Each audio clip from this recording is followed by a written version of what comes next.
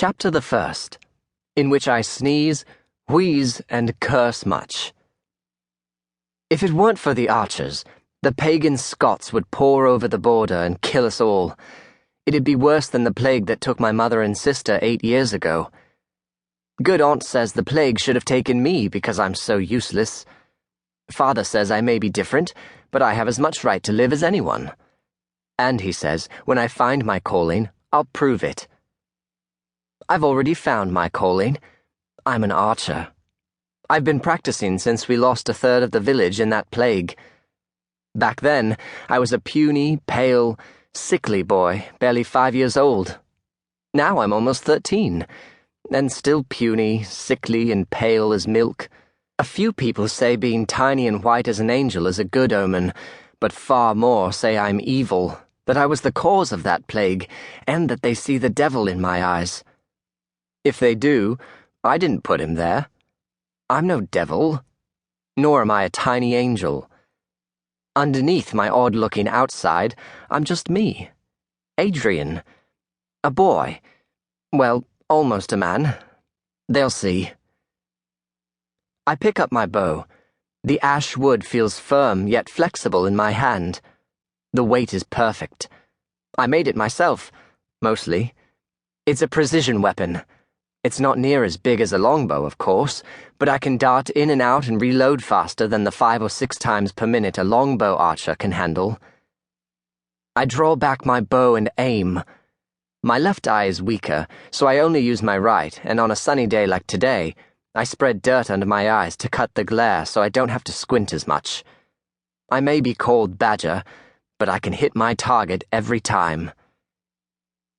King Edward would be happy to have me fighting alongside him. He won the Battle of Crécy last month because of expert archers like me. There hasn't been such a victory since the Battle of Sluis in 1340, but I was only 6 then, so I wouldn't have been much use. At Crécy, though, I like to imagine what I could have done. Squinting, I see just where my arrow will hit the French soldier who tries to kill our king. He doesn't see me. Silently, I release my arrow and watch it fly, hitting its mark, piercing it.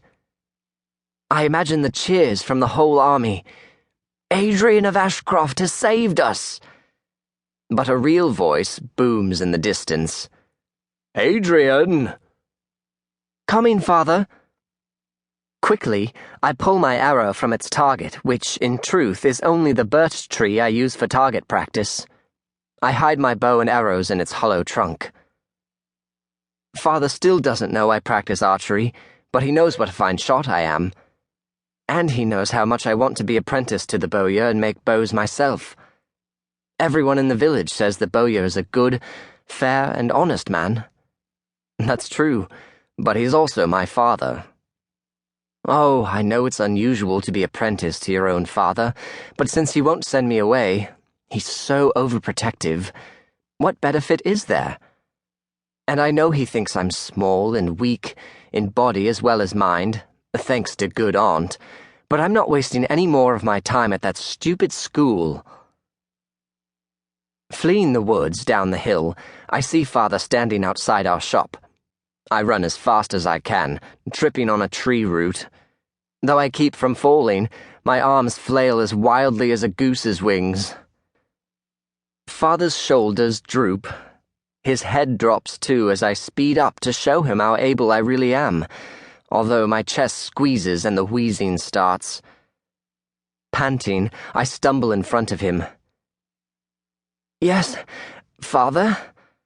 I bend over and clutch my knees as I gasp for air.